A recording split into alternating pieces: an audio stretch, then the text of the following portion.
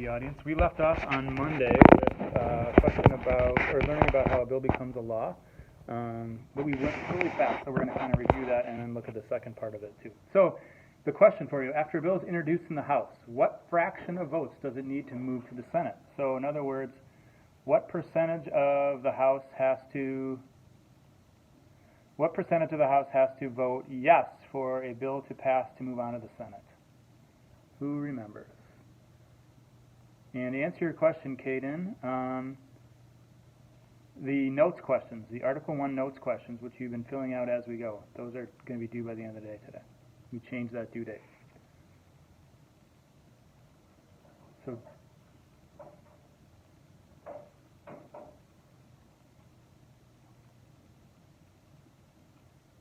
do you have, maybe Mr. Ginter, did you set this up? You didn't. Okay. Yeah, you can put it in the chat, you guys. Because I don't think we have an option to interact with this paradox question. All right, and we do need to move on a little bit here. So I see that Isabel has 218 people. Okay. Are you on slide 36? Yeah. Yeah, I told you, remember, I said those ones on the page for next time. Okay. There you go. Okay. And that is correct, 51% or just over half. Yeah. So, and the number in the House would be 218 because there's 435 members in the House and just over half is 218. 51%. Good. Now, if it started in the Senate, okay, here's where we left off the other day, right? If it started over here on the Senate side, to pass the Senate, it needs a majority vote, same number, 51%.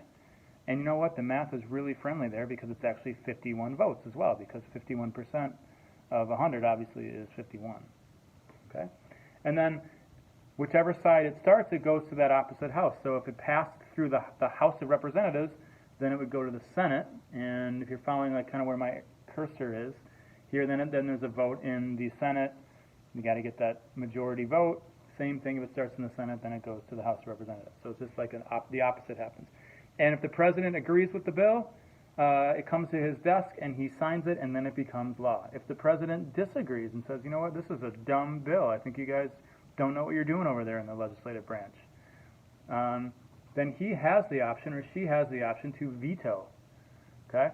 And that's, I guess, a fancy word or an old kind of fashioned word for disapproving or for saying, no, I don't like it, I don't want it to become a law. Okay? However, the story doesn't end there, as they say. Okay? There's still a chance that that bill, whatever it's on, could become a law, even if the president vetoes it. So this is new stuff now right here, okay? So if the president vetoes, then the bill goes back to the House that it was proposed in, back to where it originated or where it started. So we'll just let's go on the Senate side over here on the right side. So if our pretend bill started in the Senate and the president vetoed it, that means it will go back to the Senate and they get a second chance at it.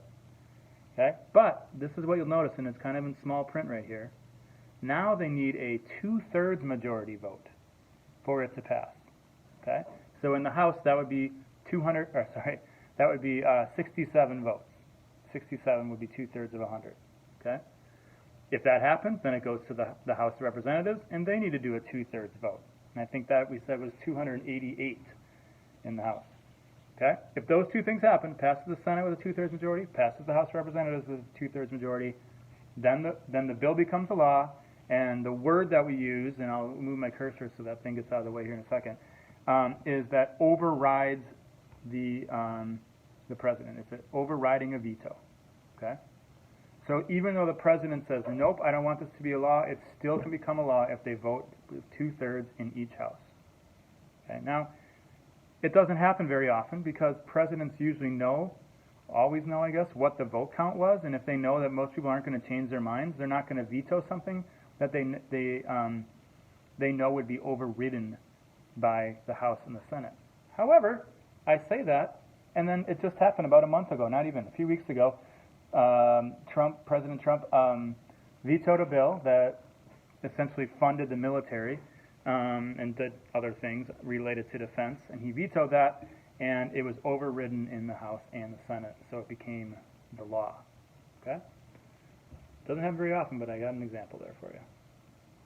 Okay, any questions on that? If you have questions throughout today, you need to put them into the chat or let us know so we can help you out. Okay? All right, and you know what? Speaking of questions, maybe this will help you out. So watching the Schoolhouse Rocks video, I'm just a Bill. You know, I know it's helped students along me forever, for 50 years. Remember how a bill becomes a law. So here we go. And I gotta do this.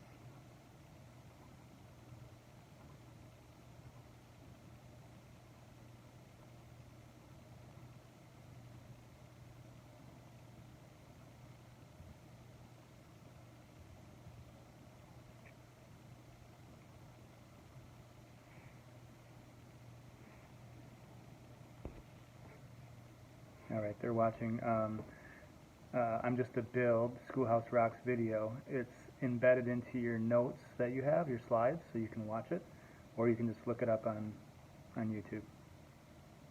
I'm Just a Bill.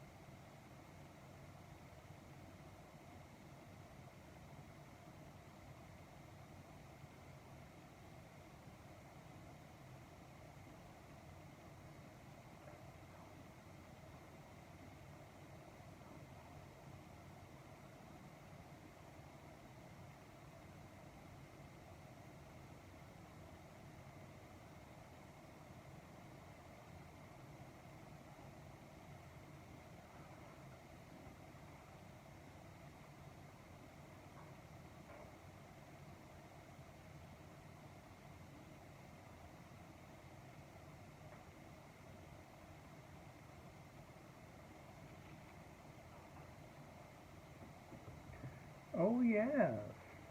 All right. My favorite part. All right. So Mr. Bird, bring back our fairy minute here.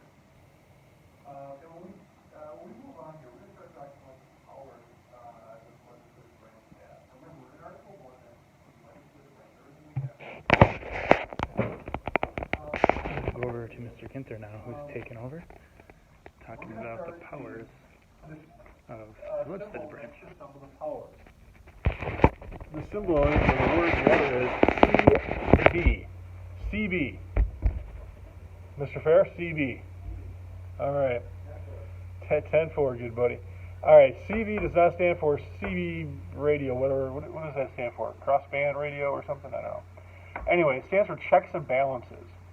So the definition of what checks and balances are is when one branch of government has power over another branch. Usually when we see this concept of checks and balances represented, we see it as a triangle, like off to the right there. You see how you got the triangle kind of set up and you got arrows pointing in both directions. Well, we're going to have a couple of different types of checks and balances. So for instance, when the executive branch has power, some kind of power, over the judicial branch, that's going to be an executive over judicial. Or, now I had to abbreviate this in your notes, that would be something like an E over J check, okay? Or if the legislative branch had power over the president, over the executive branch, that would be an L over E, legislative over executive, L over E check, okay? Hey, let's go ahead and let's take a look at some examples here, a little bit more concrete examples. So again, here you go. Here is your triangle set up. On the top left, the top hat there, that is the executive branch. On the top right, that's going to be the legislative branch. And in the bottom with the scales, that's going to be the judicial branch. So, for let's say that the president vetoes a piece of legislation, because that's kind of what we're just talking about here. Remember, when the president gets a law, or I'm sorry, gets a bill from the legislative branch, he has two choices. He can either sign it, it becomes law, or he can veto it, okay? Well, vetoing that piece of legislation is actually a check the president has. Okay, it's an E over L check, executive over legislative check. Power the president has over the legislative branch. Oh, by the way, if you look at the very last question here, there is these checks that are all kind of written out, so you have to give an example of each one. Now, Mr. Fair said these questions are going to be due. Those bottom checks are not going to be due. But I would write a couple down just as we go through, okay? Because once we get into Article 2, I'll give you some more checks. In Article 3, I'll give you some more checks. Let's see. Yes, I'm talking about the notes questions that are due at the end of class, Mr. Fair. Oh, and I'm also talking about taking attendance, too. I haven't checked to see who has actually completed attendance yet. So I will do that at my next break here. All right, let's see. If you look on the kind of to the right, you can see that the legislative branch could impeach Supreme Court judges. Well, that is an L over J check. Okay, and you can see the arrow goes from the legislative branch down to the judicial branch. You can see, let's see, on the left-hand side there it says declare presidential acts unconstitutional. That's a check that the judicial branch has over the executive branch. Okay, just so you have an idea. Okay, checks and balances when one branch of government has power over another branch. All right, Mr. Fair. Let's move on to powers here. Well, one of the powers that Congress has, and I'm going to say yippee to this, woohoo, yay, is the power to tax. Now, here's the thing though. Congress only has the power to tax for three reasons. Congress has the power to tax to pay government debts, to defend the country, and to pay for services for the country. And yet, somehow, Mr. Fair, the government manages to take, what, like 7/10 of my paycheck every pay cycle.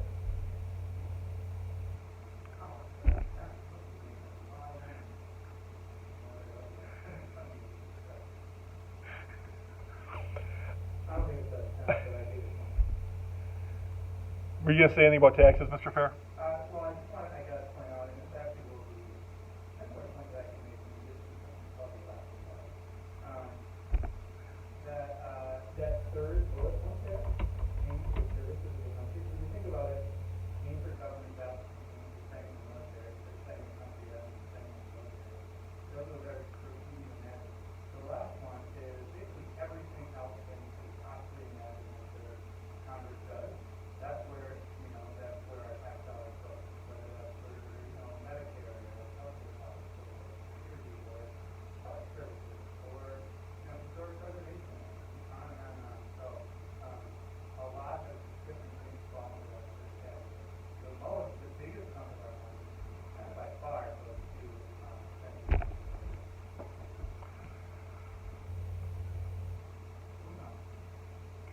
All right, so you just listed off, am I muted or am I good? No, I'm good. You just listed off a bunch of stuff where our tax money goes, and yet you're going to say that 7/10 of my check is not taken? All right, whatever. Hey, by the way, Reese and Jacoby and Matthew and Olga, what do you think? Do you think that my check is taken by taxes?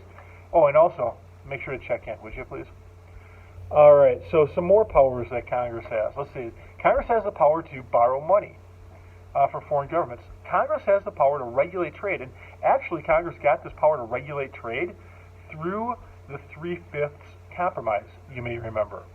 And I'm not going to go through all the trade boundary stuff again, but you remember that was quite controversial during the Constitutional Convention.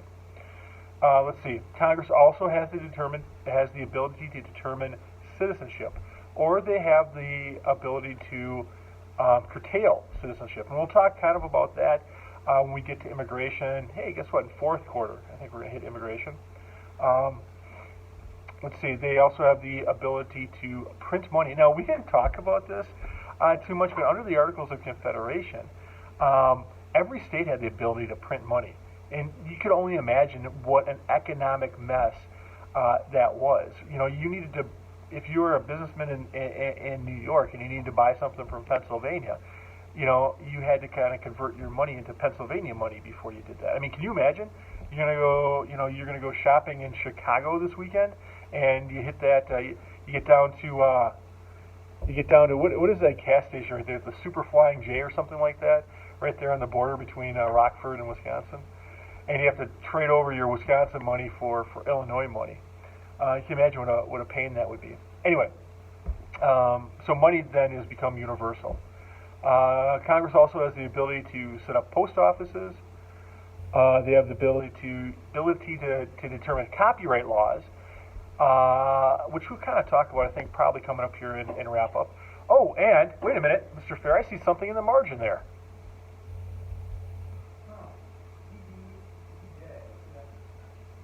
I bet you that means checks and balances, E over J, executive over judicial. Set up courts. That means that the executive branch has the ability to set up courts. That's an executive over judicial check. Let's see, the executive branch, the legislative branch also has the ability to, you know what, I messed that up, didn't I? That should be an L over J check, set up courts. So yeah. So that should be an L over J, set up courts. Let's see. Congress also has the ability to declare war. They also have the ability to set up and supply a national army. And incidentally, I don't want to talk too much about this, but this is really the reason that we have a Second Amendment to the Constitution. For those of you who don't know what the Second Amendment is, the Second Amendment gives us the right to keep and bear arms. And we're going to really break that down when we get to it. But basically what the Second Amendment talks about is for the security of a free state, the ability to keep and bear arms shall not be infringed. Okay? And this is kind of what they're referring to when they talk about that security of a free state. They're talking about, hey, what happens if some kind of maniacal president gets into power and uses the federal army for his own, for his own ends, for his own political gains? Every state should have the ability to create a militia. How do you create a militia? You arm your citizens. So if we don't have a Second Amendment that gives us the ability to arm our citizens, we can't have a militia. If we don't have a militia, a state militia, we can't stand up against the federal government. All right. I know that's kind of a little bit higher level stuff, but there you go. And that kind of backfired on us, and we'll talk about that too in the eyes of history. And that backfired on us, I should say, not from a political sense, but from the Civil War sense. Okay, in 1860, we'll talk about that. Let's see, Section 8 powers. All these powers I just listed. All these powers, the power to tax, the power to borrow money, the power to regulate trade, power to determine citizenship, print money, set up post offices, all those powers, those are very specifically spelled out in the Constitution. And the reason, and so because they are very specifically spelled out in the Constitution, they're given a specific name. All those powers together, they're called, you ready? Expressed powers. Express powers. Okay? And that's because they are expressly stated. Expressly stated, meaning specifically stated. Okay? And if you look at it, these are going to be clauses 1 through 17 in Section 8. And those are all the powers that we just listed in the last 3 slides. They're also called, by the way, I'm going to drop another name on you, it's a little bit more difficult. They're also called enumerated powers, okay? Express powers or enumerated powers. Now, there's one more. There's a clause 18 here in section 8. Last one. But to me, in my money, this is probably the most important one. Because this clause reads, Congress shall have the power to make all laws that shall be necessary and proper. To make all laws that shall be necessary and proper. This is what's known as, guess what? The necessary and proper clause. Real original, I know. But it's known as a necessary and proper clause, and it's also known by a couple other names, okay? But it's a really important one because unlike the other clauses, this one is far less specific in what it allows Congress to do. And that's why it's also called the elastic clause, because it gives Congress the ability to stretch its power, the elastic clause. I'm not making this up. This is real stuff. So really what this allows Congress to do is make any kind of law that they want. Now it has to go through the lawmaking process, but it gives them those powers that are kind of beyond those clauses 1 through 17. So it's called the necessary and proper clause. It's also called the elastic clause. And just because we got to make things a little bit more difficult for you, they're also called implied powers. Okay, implied powers, meaning implied. It's not very specific. Okay, it's implied. It's hinted at. That's what the word implied means. Yeah, because they are not stated in Congress, but because they are assumed Congress has them. All right, so you ready for this? Mr. Fair, do you have anything to say about express powers? Or implied powers? Or, hang on, I'm not done yet, or the elastic clause, or the necessary and proper clause, or enumerated powers, or what else? Where else we got? So, but, yes, I do a little bit. So those express powers or enumerated stuff, let's just say express for right now. They're very specific, right? You literally go back in your slides, you look at them, or you get to find a constitution somewhere, and you look at them, and it would say, you print money, you borrow money, you set up a military, you very specific things that are obvious about what the Congress should do and what the power of responsibility. Then you get to the last one, and it's almost like you're kind of like, you know what? That's kind of really, you gotta think a little bit further on this. You gotta think outside the box. How about you write something that gives them the power to do whatever else they want to do? Which is kind of what the necessary clause of the electoral clause is. This was the founder saying, you know, we can't predict what the future's going to hold. We don't know what we don't know, but we just know that like anything in life, things change. So they had to have the power to make laws about things that wouldn't specifically express or express. And I always bring up the example of airports and airplanes. You know, we go through all kinds of security nowadays. We get into an airport, we get onto an airplane, and that's because of course the danger that some people have tried to use these airplanes as weapons of war, right? Well, there's no way that the founding fathers could have imagined that because airplanes don't like that. Okay? So this is a real, I think, good example of why like I was saying earlier, I think that so many of the laws that Congress makes are under the elastic clause. You know, anything healthcare to national parks to education, on and on. They aren't listed in the first 17. There are all these different things that the founding fathers did not write specifically for express. Okay? So the elastic clause, again, same thing as the necessary and proper clause. Same thing. And it also, those two things, those two terms are the implied power. So basically, these 3 words mean the same thing. The elastic clause is equal to the necessary and proper clause, and that's equal to the implied power. But it's not equal to express power. That's the opposite. Express is written down or be something called an enumerated. Literally, write it out. Okay. So, all of that, how do you go to the Okay, so remember, we're talking about Article 1. All right, so kind of general in summation, the umbrella thing here, okay? You got Article 1. Okay, Article 1 has to do with the legislative branch. The main job of the legislative branch is to make laws. All right? We all got that. And that's why Clause 18 is super important, because this is what, gives Congress that main job, the main job of making those laws. All right? Mr. Fair, are you ready for our little review? Yes. All right. So go ahead. Hopefully, you threw the Pear Deck in there, right?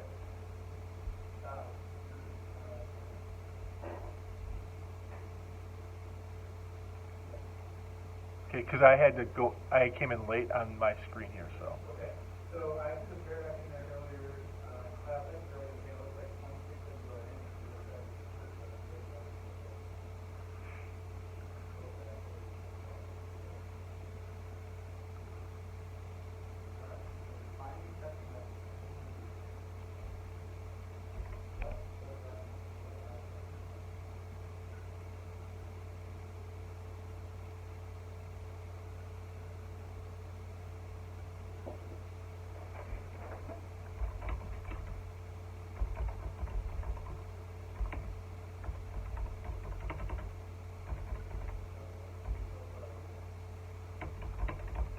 one branch over control and one power over the branch. All right.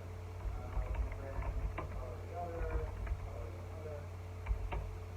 other branch. Okay, I'm not sure you guys hear it, no, but that's okay. One branch and power the other branch. You guys are all on the right track.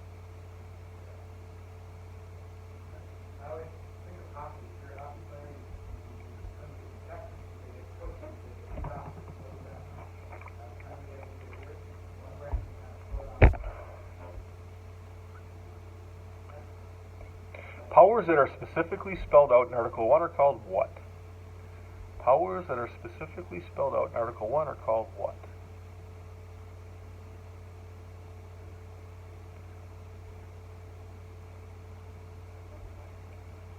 Extra points if you give me both names.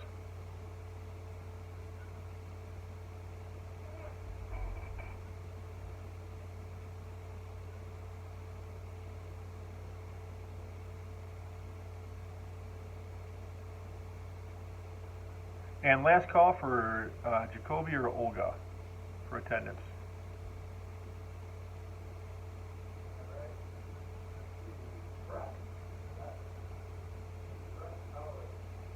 Well, power attack is an example of the express power.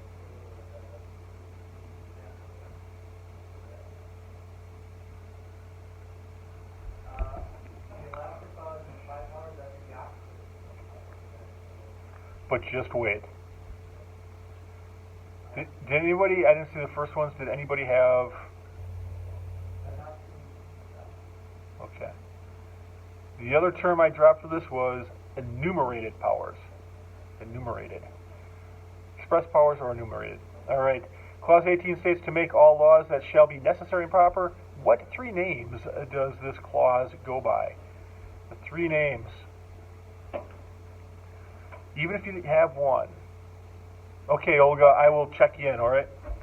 I don't know what's going on. Thank you.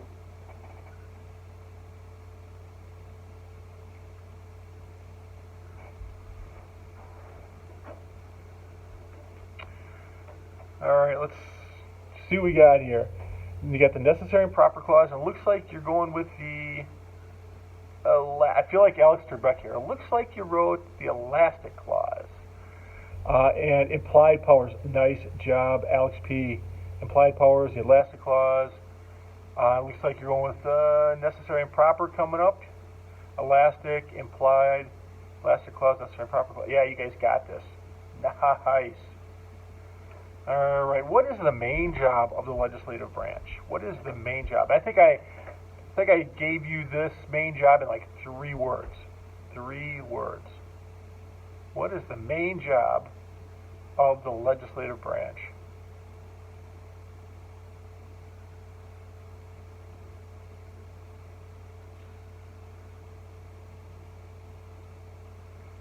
To create or make the laws. To make laws.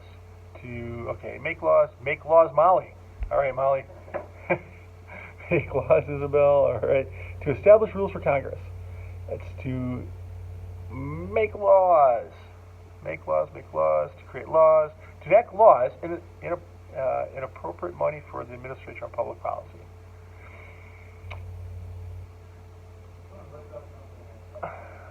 So actually, they don't make state laws. Okay, I hate to be really, really picky about it, but that would be left to the state governments. All right, you guys got it though. To make laws. I'm trying to make this as simple as possible for us. Okay. All right. So we're going to hit Article 2. Like in a week or two, actually.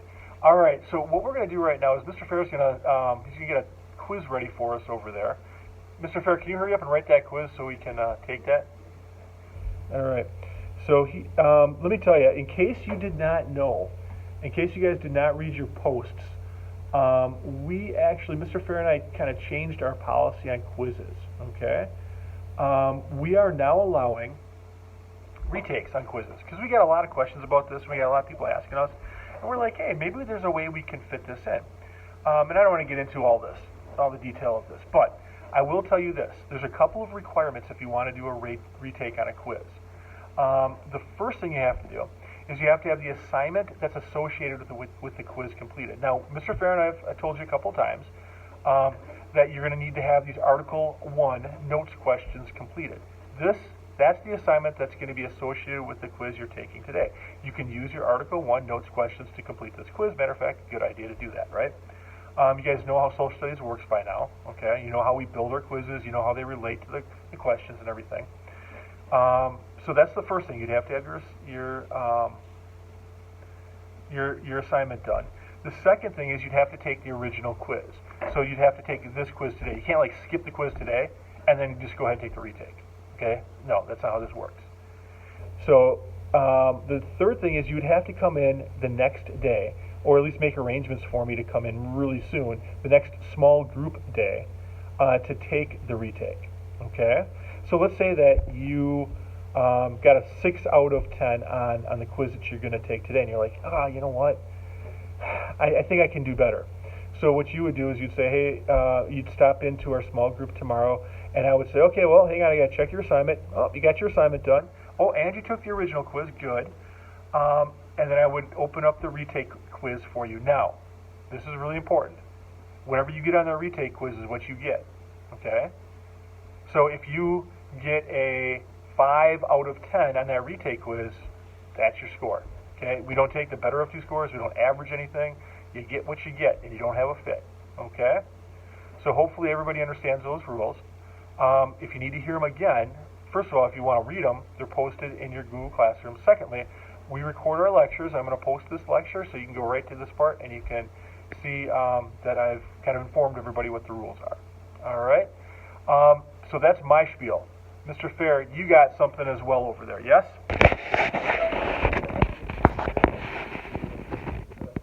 Real quick, I just wanted to mention something that some of you already know. If you're in my homeroom, you know. You talked to your parents, you got a letter. They know. That tomorrow will be my actual last day in Mount Horeb. So I took a job with a company outside of education, so I'll be starting that job in like a week or so. So just want to let you guys know that, and so this is my last class with you. You guys are having a great year, and you're doing a great job under these crazy circumstances. I wish I could see all you in person when you come in a few weeks, those of you that will be. But you know, I know you're going to have to deal with Mr. Ginther a little bit more, so I'm sorry about that.